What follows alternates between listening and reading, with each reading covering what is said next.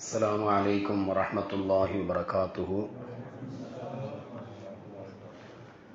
الحمد لله رب العالمين والعاقبة للمتقين والصلاة والسلام على سيدنا محمد وعلى آله وصحابه أجمعين. أما بعد، قال الله تعالى في القرآن العظيم وفي الفرقان المجيد: أعوذ بالله من الشيطان الرجيم، بسم الله الرحمن الرحيم. إن تبدوا الصدقات فنعما هي وإن تخفوها وتؤتوها الفقراء فهو خير لكم ويكفر عنكم من سيئاتكم والله بما تعملون خبير. صدق الله العليم. قال نبينا محمد صلى الله عليه وسلم: كل معروف صدقة صدق صادق الأمين صلى الله عليه وسلم. அல்லாஹுவின் அன்பும் அருளும் அருமைநாயகம் ரசூலுல்லாஹி ஸல்லல்லாஹு அலைஹி வஸல்லம் அன்னவர்கள் மீதும் அவர்களின் குடும்பத்தார்கள், அவர்களின் சத்திய தோழர்கள், நல்லோர்கள், நாதாக்கள், வலிமார்கள், குறிப்பாக ஜும்ஆவினுடைய கடமையை நிறைவேற்ற வேண்டும் என்பதற்காக வேண்டி இறையில்லும் வருகை தந்திருக்கின்ற நம்மவர்கள் மீதும் உலகில் வாழ்கின்ற முஸ்லிமான முஃமினான அனைவர்கள் மீதும் அல்லாஹுவின் அன்பும் அருளும் என்றென்றும் உண்டாவதாக. ஆமீன். உலகெல்லாம் வாழக்கூடிய முஸ்லிம்கள் கண்ணியத்தோடும் சங்கையோடும் எதிரிகளுடைய இடையூறுகளை விட்டும் பாதுகாக்கப்பட்ட நிலையில் கண்ணியமாய் மனநிறைவாய் வாழ்வதற்கு வல்ல ரஹ்மான் வழிவகை செய்வானாக. நாம் வாழக்கூடிய இந்த இந்திய தேசத்தில் இஸ்லாமியர்களும் பிற சமயத்தவர்களும் சமய நல்லிணக்கத்தோடும் ஒற்றுமையோடும் வாழ்வதற்கு வல்ல ரஹ்மான் கிருபை செய்வானாக. பலஸ்தீன் மக்களினுடைய போராட்டத்தில் அல்லாஹ் ரப்புல் ஆலமீன் முஸ்லிம்களுக்கு நிறைவான வெற்றியை அல்லாஹ் தந்தருள் புரிவானாக. ஆமீன். நாம் குளிமிருக்கக்கூடிய இந்த இறை இல்லத்திற்காக இடம் அளித்து இங்கு கட்டிடம் எழுப்பி இன்று வரையிலும் இதனுடைய வளர்ச்சிக்காக வேண்டி உடலாலும் பொருளாலும் ஆலோசனைகளாலும் யாரெல்லாம் பாடுபடுகிறார்களோ, உதவி செய்கிறார்களோ, அத்துணை நபர்களையும் அல்லாஹு அவனது நிகரில்லாத பேரருளால் அங்கீகரித்துக் கொள்வானாக. ஆமீன். சங்கைக்குரிய அல்லாஹின் நல்லடியார்களே, மனிதனுடைய வாழ்வில் சிலர்களுக்கு அல்லாஹு பொருளை விஸ்தீர்ணமாக கொடுத்திருக்கிறான்.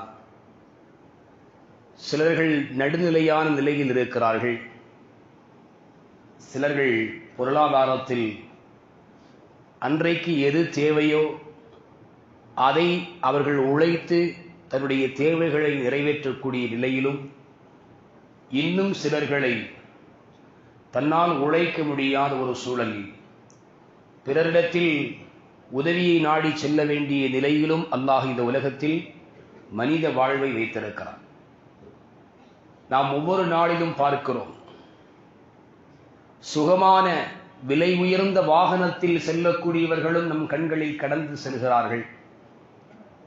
நடுநிலையான வாகனத்தில் பயணிக்கக்கூடியவர்களும் பயணிக்கிறார்கள்.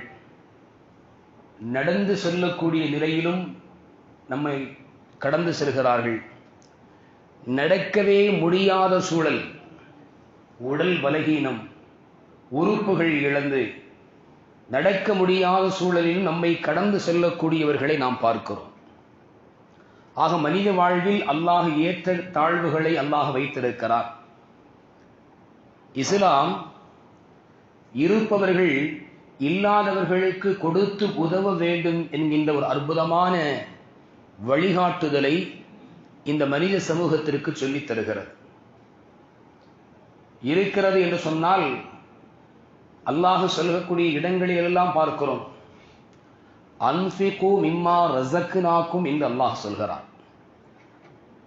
நீங்கள் நாம் கொடுத்ததிலிருந்து செலவழியுங்கள். அன்ஃபிகு பிமா கஸபத்தும் என்று அல்லாஹ் சொல்லவில்லை. நீங்கள் சம்பாதித்ததை கொண்டு செலவழியுங்கள் என்று அல்லாஹ் சொல்லல. எந்த இடத்திலையும் குர்ஆன்ல எந்த இடத்திலும் அல்லாஹ் அப்படி பேசல. அல்லாஹ் சொல்லக்கூடிய ஒரு வார்த்தை நாம் கொடுத்ததிலிருந்தும் என்றால் நாம் புரிந்து கொள்ள வேண்டிய ஒரு அற்புதமான செய்தி இதில் உள்ளடங்கியிருக்கிறது. நம்மிடத்தில் இருக்கக்கூடிய செல்வங்கள், சொத்துக்கள், சுகமான வாகனங்கள், சுகமான வசதியான வீடுகள், நாம் அன்றாடம் செலவிடக்கூடிய செலவினங்கள் எல்லாம் அல்லாஹ் நமக்கு கொடுத்தது. அல்லாஹ் நமக்கு கொடுத்தது. இதை நாம் முதலில் உள்வாங்கிக் கொள்ள வேண்டும். சிலர்கள் பார்க்கின்ற பொழுது சொல்வார்கள், விஷயம் தெரிந்தவர்கள் சொல்வார்கள், அல்லாஹ் எனக்கு இதெல்லாம் கொடுத்திருக்கிறாம்பாங்க. விஷயம் தெரியாதவர்கள் சொல்கின்ற வார்த்தை, இதெல்லாம் நான் கஷ்டப்பட்டு சம்பாதிச்சது, என்னுடைய உழைப்பு, அந்த உழைப்பினுடைய வெகுமதி இன்றைக்கு இத்தனை வீடுகள், இத்தனை கடைகள், இத்தனை வாகனம், இத்தனை சொத்துக்கள், இதெல்லாம் என்னுடைய கடமையான உழைப்பினுடைய பின்னணியில் கிடைத்தது. வார்த்தைகளை நாம் விடுகிறோம். அல்லாஹ் கொடுத்தார் என்பதை நாம் உள்ளத்தில் உணர்ந்து கொண்டால் நம்முடைய வாழ்க்கையில் நான் முயற்சித்தது என்று வரவே வராது, என்னுடைய உழைப்பில் உள்ளது என்ற எண்ணம் வராது, சொல்லிலும் வராது. அல்லாஹ் எனக்கு கொடுத்தது என்பது மட்டும்தான் நம்முடைய வார்த்தையில் வெளிப்படும்.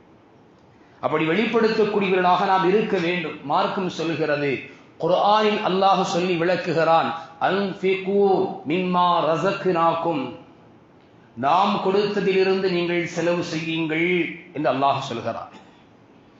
குர்ஆன்ல பல இடங்களில் நல்வழிகளில் செலவிடக்கூடிய விஷயத்தை குறித்து எங்கெல்லாம் ரப்புல் ஆலமீன் பேசுகிறானோ அங்கெல்லாம் அல்லாஹ் ஒன்றை சொல்லுவான், நாம் கொடுத்ததிலிருந்து நீங்கள் நல்லதை செலவிடுங்கள், நல்வழியில் செலவிடுங்கள், நாம் கொடுத்த ரிஸ்கில் இருந்து நல்லதை நீங்கள் உண்ணுங்கள் என்றெல்லாம் அல்லாஹ் குர்ஆனில் பேசுகிறான். அருமையானவர்களே, குர்ஆன் சொல்கிறது அல்லாஹ் நமக்கு கொடுத்திருக்கிறார். இப்பொழுது நம்மிடத்தில் இருக்கிறது என்று சொன்னால் நாம் பிறருக்கு தேவைப்படக்கூடிய உதவியை பெறுகின்ற நிலையில் இருக்கக்கூடியவர்களுக்கு நாம் தர்மங்களை, தானங்களை செய்ய வேண்டும். மனிதர்களுக்கு, நம்முடைய சகோதரர்களில் யாரேனும் தேவை உடையவர்களாக இருந்தால் அவர்களுக்கு நாம் கொடுக்க வேண்டும்.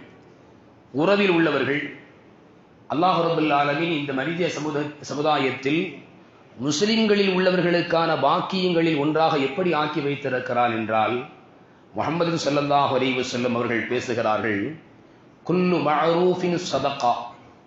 ஜாபிர் இப்னு அப்துல்லாஹ் ரலியல்லாஹு அன்ஹுமா அவங்க இந்த ஹதீஸ் அறிவிக்கிறாங்க. புகாரி இமாம் பதிவு செய்த ஹதீஸ் இது. குல்லு மஅரூஃபின் ஸதகா, ஒவ்வொரு நன்மையான விஷயமும் தர்மமாக இருக்கிறது என்கிறார்கள் முஹம்மது ஸல்லல்லாஹு அலைஹி வஸல்லம். ஒரு சகோதரனை பார்த்து நாம் புன்னகிப்பது தர்மமாக பார்க்கப்படுகிறது. இந்த மார்க்கத்தின் இறைவனுடைய பார்வையில் அது தர்மமாக பார்க்கப்படுகிறது. ஒரு மூமினை நீங்கள் சந்திக்கின்ற பொழுது மலர்ந்த முகத்தோடு சந்தியுங்கள் என்று எதற்காக சொல்லித்தரப்படுகிறது என்றால், மலர்ந்த முகத்தோடு நீங்கள் சந்திப்பதே தர்மத்தினுடைய கணக்கில் வந்துவிடும். நபிகள் நாயகம் ஸல்லல்லாஹு அலைஹி வஸல்லம் அவர்கள் தர்மத்தினுடைய அளவுகோலை பற்றி சொல்கின்ற பொழுது இப்படி சொன்னார்கள், இதா அன்ஃபகல் முஸ்லிமு நஃபகத்தன் அலா அஹ்லிஹி. ஒரு முஸ்லிம் தன்னுடைய குடும்பத்தார்களுக்காக ஒரு செலவு செய்தார், வஹுவ யஹ்தஸிபுஹா கானத் லஹு ஸதகா. அப்படி செலவு செய்ததை அவர் நன்மையாக எதிர்பார்க்கிறார் என்றால் அவருக்கு அது தர்மமாக ஆகிவிடும், சதக்காவாக ஆகிவிடும் என்கிறார்கள் முஹம்மது ஸல்லல்லாஹு அலைஹி வஸல்லம். இன்னொரு இடத்தில் பெருமானார் ஸல்லல்லாஹு அலைஹி வஸல்லம் பேசுவார்கள், உன்னுடைய மனைவி, அவளுக்கு நீ கொடுக்க வேண்டிய கடமை, உரிமை உன்னிடத்தில் இருக்கிறது.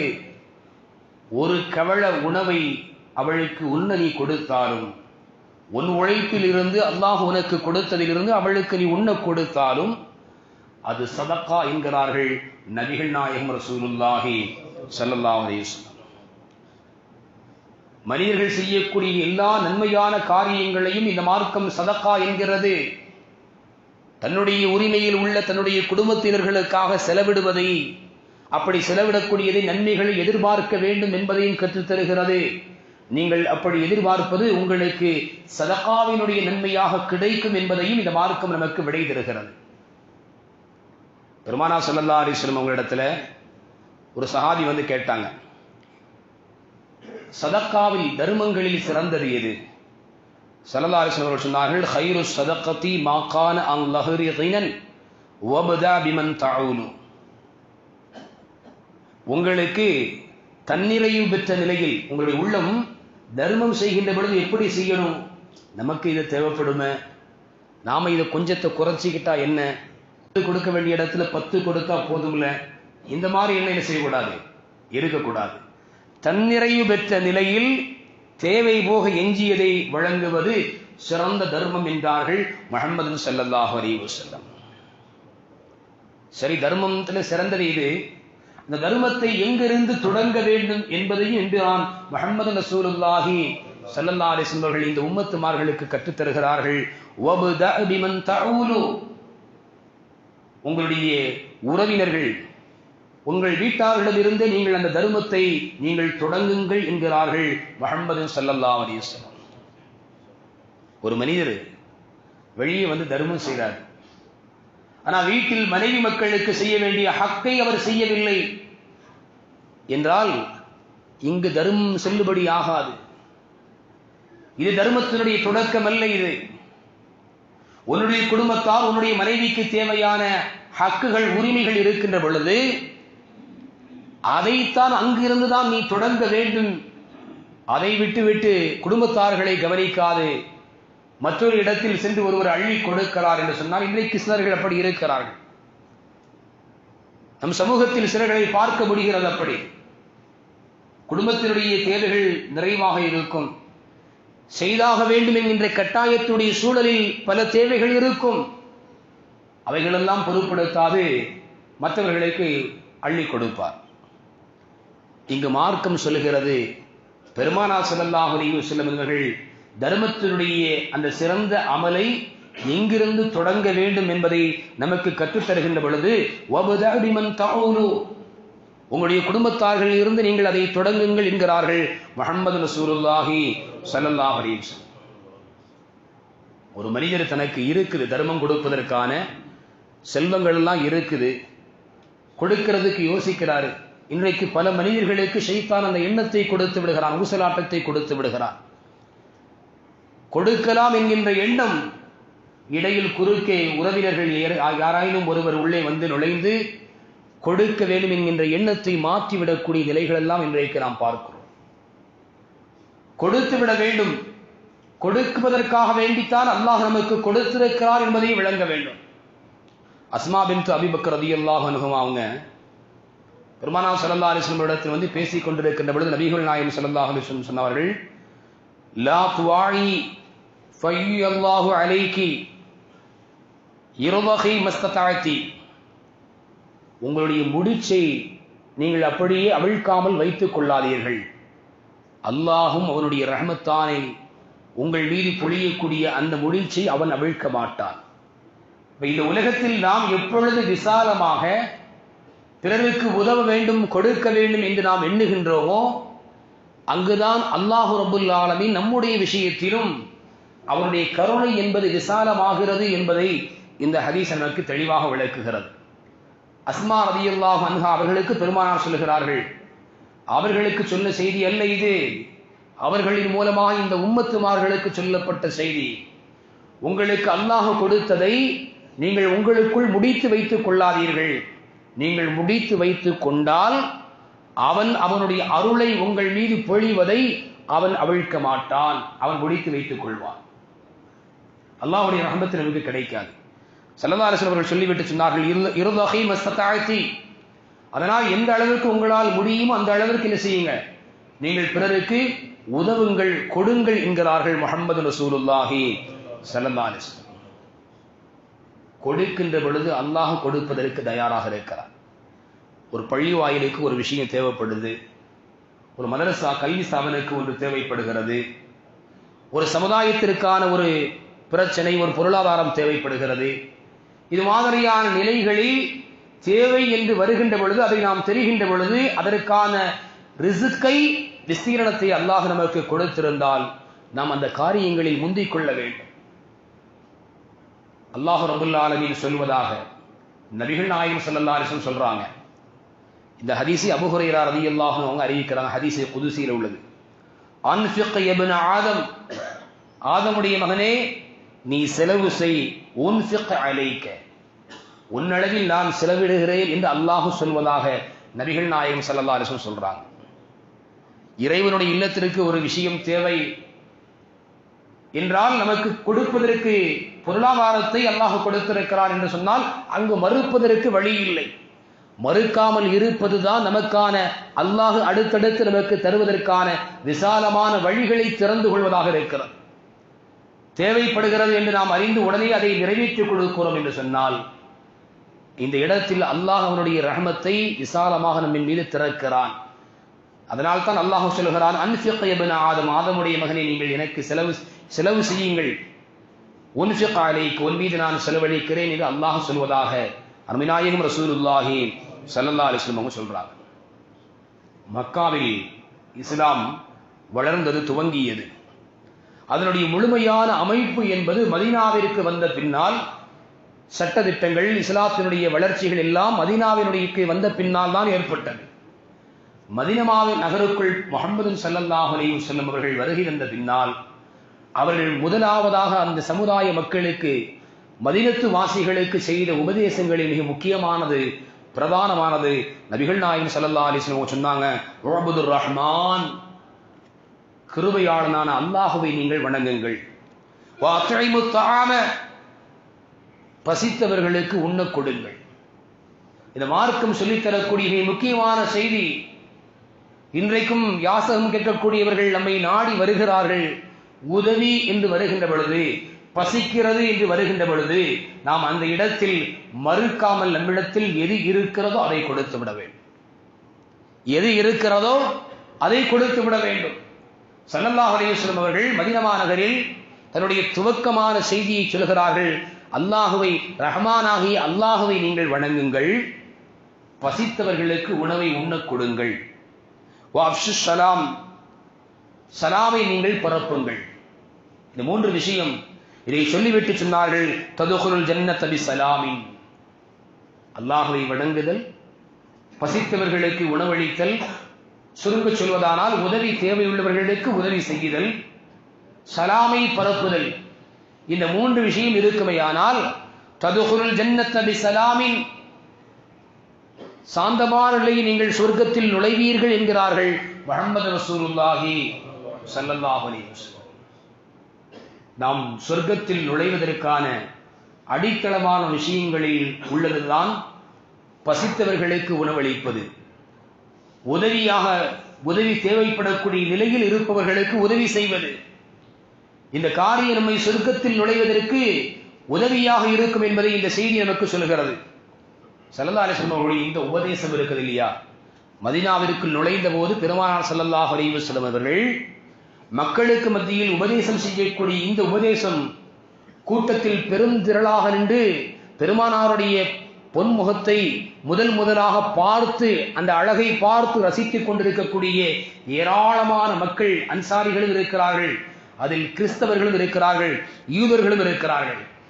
அந்த யூதர்களில் மிக பாண்டித்தியம் பெற்ற ஒருவர் அப்துல்லாஹ் இப்னு சலாம் என்று சொல்லக்கூடிய அவர்கள் பெருமானார் ஸல்லல்லாஹு அலைஹி வஸல்லம் அவர்கள் சொன்ன இந்த வார்த்தை, கிருபையுள்ளவனை வணங்குங்கள், பசித்தவர்களுக்கு உணவளியுங்கள், சலாமை பரப்புங்கள், சொர்க்கத்தில் நீங்கள் நிம்மதியாக நுழைவீர்கள் என்று சொன்ன இந்த வார்த்தை அவர்களுடைய உள்ளத்தில் ஒரு மாற்றத்தை ஏற்படுத்தி ஈதர்களுடைய தலைமைத்துவத்தில் இருக்கக்கூடிய பாண்டித்தியம் பெற்ற அந்த மனிதர் அப்துல்லாஹ் இப்னு சலாம் முஸ்லீமாக மாறினார்கள் என்பதை வரலாற்றில் நம்மால் பார்க்க முடிகிறது. அவர்களை இஸ்லாத்திற்குள்ளால் நுழைத்தது ஸல்லல்லாஹு அலைஹி வஸல்லம் அந்த அழகான உபதேசம். அருமையானவர்களே, நாம் புரிந்து கொள்ள வேண்டும், பெருமானார் ஸல்லல்லாஹு அலைஹி வஸல்லம் அவர்கள் இறை நம்பிக்கையாளருடைய அடையாளத்தை இந்த சமூகத்திற்கு பல வழிகளில் சொல்லியிருக்கிறார்கள். அதில் ஒரு விஷயம், ஒரு வழி, ஒரு இறை நம்பிக்கையாளர் அண்டை வீட்டார் பசித்திருக்கின்ற நிலையில் தான் மட்டும் வயராக உண்ண மாட்டார் என்கிறார்கள் முஹம்மது ஸல்லல்லாஹு அலைஹி வஸல்லம். ஒரு காலம் இருந்தது. உணவு பக்கத்து வீடு பரிமாறப்படும், அடுத்த வீடு உறவினர்களுக்கு கொடுத்து அனுப்பப்படும். இன்றைக்கு சமைக்கக்கூடிய சமையலுடைய வாடகை கூட வெளிவராத நிலையில் சமையல் மாறி போனது. வாடகை கூட வெளியே வர மாட்டாங்க. அண்டை வீட்டார்களுக்கு கொடுப்பது என்பது குறைந்து போனது. உறவினர்களை அழைத்து விருந்து கொடுப்பது இல்லாமல் போனது இந்த சமுதாயத்தில். அருமையானவர்களே, நபிகள் நாயகம் ஸல்லல்லாஹு அலைஹி வஸல்லம் அவர்கள் இறை நம்பிக்கையாளருடைய குணாதிசயம் எப்படி இருக்கும், அவருடைய அடையாளத்தை குறிப்பிடுகின்ற பொழுது சொன்னார்கள், அண்டை வீட்டார் பசித்திருக்கின்ற நிலையில் அவர் மட்டும் வயிறு நிரம்ப உண்ண மாட்டார் என்கிறார்கள் முஹம்மது ஸல்லல்லாஹு அலைஹி வஸல்லம். பெருமானார் ஸல்லல்லாஹு அலைஹி வஸல்லம் எவ்வளவு அழகான வழிகளை கற்றுக் கொடுத்தார்கள் தெரியுமா இந்த உம்மத்துமார்களுக்கு. ஒரு குழுவாக நீங்கள் இருக்கின்ற பொழுது உங்களுக்கு அருகில் ஒரு சாரார்கள் இருக்கிறார்கள் என்று சொன்னால் அவர்களுக்கும் சேர்த்தாக நீங்கள் சமையலை சமைத்துக் கொள்ளுங்கள். இல்லை என்று வருகின்ற பொழுது பெருமானார் சொன்னார்கள், தண்ணீரை சற்று நீங்கள் உங்களுடைய சால்னாவில் அதிகமாக சேர்த்துக் கொள்ளுங்கள்.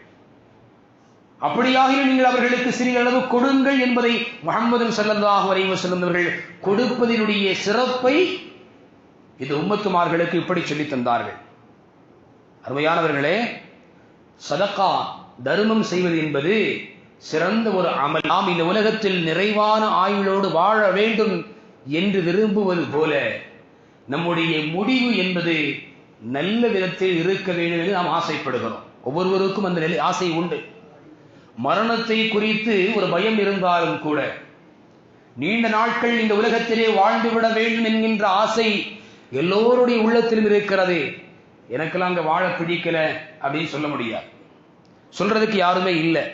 இன்னும் கொஞ்ச நாள், இன்னும் கொஞ்ச காலம், எப்படியாவது உடலில் மருத்துவர்களுக்கு உண்டான செலவினத்தை செலவழித்து சொத்தை ஏனும் அழித்தேனும் இந்த உலகத்தில் நாம் வாழ்ந்துவிட வேண்டும் என்று எண்ணக்கூடிய நிலையில் தான் நம்முடைய எண்ணங்கள், வாழ்க்கையினுடைய நிலைகள் எல்லாம் போய்கொண்டிருக்கிறது. அதுபோல மரணத்தினுடைய கடைசி நேரம், நம்முடைய வாழ்க்கை, இந்த உலகத்தினுடைய முடிவு என்பது நல்ல விதங்களில் அமைய வேண்டும் என்று நாம் விரும்புகிறோம். நல்ல மௌத்து வேணும் கேட்கிறோம். சிலவங்க சொல்லுவாங்க, துவா செய்யுங்க, என்னுடைய ஹக்கில் நீங்க துவா செய்யுங்க, நல்ல மௌத்து எனக்கு கிடைக்கணும், துவா செய்யுமாங்க. ஒரு மோமினுக்கு அல்லாஹ் தரக்கூடிய வாக்கியங்களில் இது மிக உயர்ந்தது, நல்ல மரணம். முஹம்மது ஸல்லல்லாஹு அலைஹி வஸல்லம் அவர்கள் இந்த உம்மத்துமார்களுக்கு ஒன்றை சொல்லித் தருகிறார்கள். அஸ்ஸதகத்து தத்ஃபா மைத்தத்து ஸூஇ, தர்மம் செய்தல் என்பது கெட்ட மரணத்தை தடுக்கும் என்கிறார்கள் முஹம்மது ரசூலுல்லாஹி ஸல்லல்லாஹு அலைஹி வஸல்லம். ஒரு மோமின், ஒரு முஸ்லிம் நல்ல மரணமாக வேண்டும், தனக்கான இறுதி முடிவு இந்த உலகத்தில் அது நன்மையாக அமைய வேண்டும் என்று விரும்பினால் அல்லாஹ் தனக்கு கொடுத்ததிலிருந்து அல்லாஹுடைய இல்லத்திற்கோ அல்லது அல்லாஹுடைய படைப்பினங்களில் உண்டான அடியார்களுக்கு உண்டான தேவைக்கோ அவர் செலவிடட்டும். அல்லாஹ் எந்த வழிகளில் செலவு செய்வதை அவன் விரும்புவானோ அந்த வழிகளில் அவன் செலவிடட்டும். ஸல்லல்லாஹு அலைஹி வஸல்லம் அவர்கள் இன்னும் ஒன்றை சொன்னார்கள், ஸதகத்துல் கலீ தத்ஃபஉல் பலாஅல் கஸீர், குறைந்த தர்மமாக இருந்தாலும் நிறைவான சோதனைகளை அது தட்டிவிடும் என்கிறார்கள் முஹம்மது ரசூலுல்லாஹி ஸல்லல்லாஹு அலைஹி வஸல்லம். குறைந்த தர்மம் கொடுத்தது குறைவுதான், கொடுத்ததற்கு பகரமாக அல்லாஹ் தட்டி விடுவது, தடுத்து விடுவது அது நிறைவாக இருக்கும் என்கிறார்கள் முஹம்மது ரசூலுல்லாஹி ஸல்லல்லாஹு அலைஹி வஸல்லம். இரண்டு விஷயத்திற்குத்தான் அல்லாஹ் நிர்ணயித்த கலா கதிரை, விதிவிலக்கை மாற்றி அமைக்கின்ற ஆற்றல் இருக்கிறது. இரண்டிற்கு மட்டும்தான். ஒன்று துவா. துவா செய்தால் அதை அல்லாஹ்வின் தக்தீராக நிர்ணயித்த விதிவிலக்கை மாற்றி அமைக்கக்கூடிய ஆற்றல் உள்ளது. அடுத்து சதகா. அஸ்ஸதகத்து ரத்துல் பலா வ ரத்துல் கலா. தர்மம் என்பது பலா, முசீபத்துகள், சோதனைகளை எல்லாம் தடுத்துவிடும். இறைவன் நிர்ணயித்த கதிரை அது மாற்றி அமைக்கக்கூடிய ஆற்றல் உள்ளது என்கிறார்கள். அருமையானவர்களே, இந்த தர்மத்தை செய்வதை குறித்து சஹாபாக்கள் எவ்வளவு தூரம் அவர்கள் அல்லாஹ்வுடைய பாதையில் தன்னுடைய செல்வங்களை செலவிடுவதில் எவ்வளவு தூரம் அக்கறை கொண்டிருக்கிறார்கள். ஸைத் இப்னு ஹாரிஸா என்று ஒரு நபி தோழர், பெருமானார் ஸல்லல்லாஹு அலைஹி வஸல்லம் அவர்களுடைய சபையில் தோழர்கள் அல்லாஹ்வுடைய பாதைக்காக வேண்டி தங்களுடைய பொருட்களில் இருந்தும் சதக்காக்களை வாரி வழங்கி கொடுத்து கொண்டிருக்கக்கூடிய அந்த நேரத்தில் தன்னிடத்தில் எந்த பொருளும் இல்லையே என்று அழுது கொண்டே வீதியில் வருகிறார்கள். நாம் நினைத்து எதேனும் நம்மால் கொடுக்க முடியவில்லையே என்கின்ற சில நேரங்களில் வருத்தம் மட்டும் ஏற்படும். ஆனால் அதற்காக கண்ணீர் வடித்ததுண்டா என்று சொன்னால் கிடையாது. சஹாபாக்கள் ஹாரிசா ரலியல்லாஹு அன்ஹு அவர்கள் வீதியில் அழுது கொண்டே தன்னுடைய கையில் தான் நேசித்து வளர்த்த குதிரையை பிடித்துக் கொண்டே வருகிறார்கள். கொண்டு வந்து பெருமானாருடைய சபைக்கு வந்தவர்கள், யா ரசூலல்லாஹ், என்னிடத்தில் இறைவனுக்காக வேண்டி கொடுப்பதற்கு எந்த ஒன்றும் இல்லை, நான் நேசிக்கக்கூடிய இந்த குதிரையை தவிர, நான் நேசமாக வளர்த்த குதிரை, இதையும் அல்லாஹ்விற்காக வேண்டி நான் என்ன செய்கிறேன், நான் அர்ப்பணம் செய்கிறேன், சதக்கா செய்கிறேன் என்று பெருமானாருடைய சபையில் ஒப்படைக்கிறார்கள். அருமைநாயகம் ரசூலுல்லாஹி ஸல்லல்லாஹு அலைஹி வஸல்லம் அவர்கள் அந்த குதிரையை பெற்றுக்கொண்டு சையதுனா ஹாரிசா ரலியல்லாஹு அன்ஹு அவர்களுடைய மகனார் உசாமாவிற்கு அந்த குதிரையை முஹம்மது ஸல்லல்லாஹு அலைஹி வஸல்லம் அவர்கள் திருப்பி கொடுக்கிறார்கள். நீங்கள் வைத்துக் கொள்ளுங்கள், நீங்கள் அதை பெற்றுக் கொள்ளுங்கள் என்று ஸல்லல்லாஹு அலைஹி வஸல்லம் அவர்கள் சொல்கிறார்கள். பைருஹா, இந்த அற்புதமான ஒரு தோட்டம், அபூ தல்ஹா அன்சாரிகளில் ஒருவரான ஒரு சஹாபி, யா ரசூலுல்லாஹ், இந்த தோட்டம் எனக்கு ரொம்ப பிரியமானது.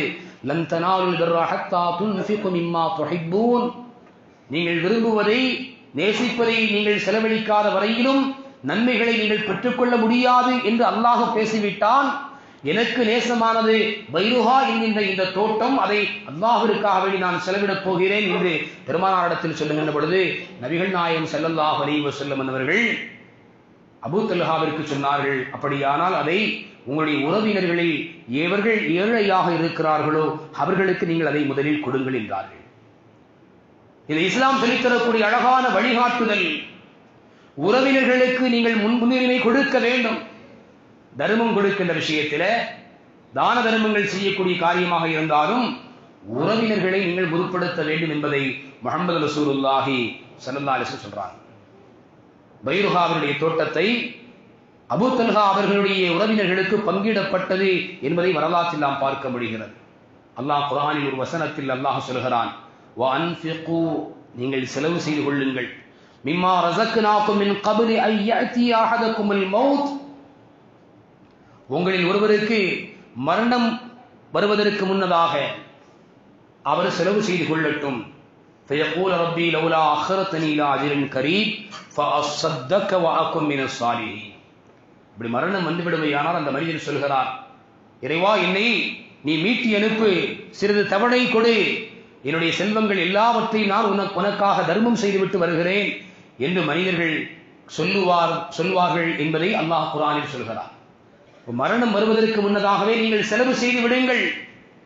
செலவு செய்ய தவறிவிட்டால், பெருமானாரிடத்தில் ஒரு தோழர் வந்து கேட்டார்கள், யா ரசூலல்லாஹ், தர்மத்திலே சிறந்தது எது? ஸல்லல்லாஹு அலைஹி வஸல்லம் சொன்னாங்க, நீங்கள் ஆரோக்கியமாக இருக்கக்கூடிய நிலையில், பொருளை ஆசை கொள்ளக்கூடிய நிலையில், வறுமையை அஞ்சக்கூடிய நிலையில் ஒருவருக்கு நீங்கள் செய்யக்கூடியதுதான் சிறந்த தர்மம். உங்களுக்கு பொருள் வேணும் அப்படிங்கிற ஆசை இருக்குது, ஆரோக்கியம் இருக்குது, உங்களுடைய வாழ்க்கையில் வறுமை வந்துவிடக்கூடாது என்பதை நீங்கள் பயப்படுறீங்க. இந்த நிலையிலெல்லாம் இருந்து கொண்டும் கூட நீங்கள் பிறருக்கு கொடுக்கக்கூடிய தர்மம் தான் சிறந்தது. நீங்கள் கடைசி நேரத்தில் உயிர் உங்களுடைய தொண்டை குழியை அடைந்த பொழுது இன்னென்ன நபருக்கு இதை கொடுத்து விடுங்கள் என்று நீங்கள் சொன்னால் அது உங்களுக்குரியதல்ல, உங்களுடைய பிள்ளைகளுக்குரியது என்கிறார்கள் முஹம்மது ரசூலுல்லாஹி ஸல்லல்லாஹு அலைஹி வஸல்லம். சுருங்க சொல்வதானால், நீங்கள் உங்களுடைய ஆரோக்கியமாக இருக்கின்ற பொழுது, உங்களுடைய ஹயாத் இருக்கின்ற பொழுது உங்களுக்கான நன்மைகளை தர்மங்கள் செய்வதன் மூலமாக நீங்கள் தேடிக்கொள்ளுங்கள் என்பதை நபிகள் நாயகம் ஸல்லல்லாஹு அலைஹி வஸல்லம் சொல்றாங்க. இன்னொரு ஹதீஸை நம்ம பார்க்கணும். ஸல்லல்லாஹு அலைஹி வஸல்லம் சொன்னாங்க, மறுமையில் அல்லாஹ் எல்லா மனிதர்களிடத்திலும் அல்லாஹ் பேசுவான். அல்லாஹ்விற்கும் அடியார்களுக்கும் மத்தியில் விளக்க முறை சொல்லக்கூடியவர்கள், இடையில் விளக்கி தரக்கூடியவர்கள் எவரும் இருக்க மாட்டார்கள். அடியார் முன்னே பார்ப்பார், அவருக்கு எதுவும் தென்படாது, அவருக்கு எதிரே பார்ப்பார், நரகத்தை தவிர வேறு எதுவும் அவரை வரவேற்காது. எனவே நபிகள் நாயகம் ஸல்லல்லாஹு அலைஹி வஸல்லம் சொன்னார்கள், ஃபமன் இஸ்ததா மின்கும் அயத்தகின் நார வலோ பிஷிக்கி தம்ரா, உங்களில் எவர் சக்தி பெறுகிறார்களோ அவர்கள் பேரித்தம்பழத்தினுடைய ஒரு துண்டை கொண்டேனும் நீங்கள் நரகத்தை விட்டு பாதுகாப்பு தேடிக்கொள்ளுங்கள் என்கிறார்கள் முஹம்மது ரசூலுல்லாஹி ஸல்லல்லாஹு அலைஹி வஸல்லம். அருமையானவர்களே, இந்த உலகத்தில் அல்லாஹ் நமக்கு கொடுத்திருப்பது சிறிய அளவாக இருந்தாலும் அது பெரிதாக இருந்தாலும் இதை இறைவனுக்கு பிடித்தமான வழிகளில் நான் செலவிட வேண்டும் என்கின்ற எண்ணத்தை நாம் நமக்குள்ளால் வளர்த்து கொள்ள வேண்டும். தேவைப்படக்கூடிய இறை இல்லங்களுக்கு, கல்வி ஸ்தாபனங்களுக்கும், அதே மாதிரி தேவையுடைய நம்முடைய உறவினர்களுக்கும் நம்மால் இயன்ற அளவு உதவிகளை, தர்மங்களை நாம் செய்ய வேண்டும். அல்லாஹ் ரப்பல் ஆலமீன் வாழும் காலமெல்லாம் அவனும் அவனுடைய தூதரும் எந்த வழிகளில் வாழ்வதை அவர்கள் நேசித்தார்களோ, அடியார்கள் வாழ்வதை பிரியப்பட்டார்களோ அந்த வழிகளில் வாழ்ந்து இறைவனுடைய அருளை இம்மையிலும் மறுமையிலும் நிறைவாக பெறுவதற்குரிய பாக்கியத்தை ரப்பல் ஆலமீன் அல்லாஹ் உங்களுக்கும் எனக்கும் நம்முடைய சந்ததிகளுக்கும் நசீபாக்கி தருவானாக. வாஹிர் தஅவானா அல்ஹம்துலில்லாஹி ரப்பில் ஆலமீன். அஸ்ஸலாமு அலைக்கும் வரஹ்மத்துல்லாஹி வபரகாத்துஹு.